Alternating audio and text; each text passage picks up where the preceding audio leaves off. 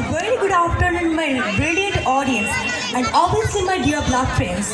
This is Koel, and thank you very much for giving me this opportunity. Today I recite a Bengali poem. So let's get started. নমস্কার, আজকে আমার নিবেদন বিশ্বকবি রবীন্দ্রনাথ ঠাকুরের লেখা প্রশ্ন। ভগবান তুমি যুগে যুগে দূত পাঠাইছো বারে বারে দয়াহীন সংসারে, তারা বলে গেল ক্ষমা করো সবে, বলে গেল ভালোবাসো, অন্তর হতে বিদ্বেষ বিশ্বনাশ, বরণীয় তারা স্মরণীয় তারা, তবুও বাহিরে দ্বারে আজ দূর দিনে ফিরানো তাদের ব্যর্থ নমস্কারে।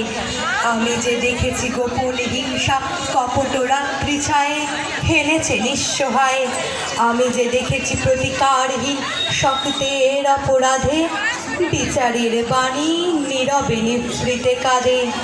আমি যে দেখিল তরুণ বালক উন্মাদ হয়ে ছুটে কি যন্ত্রণায় মরেছে পাথরে নিষ্ফল মাথা কুটে।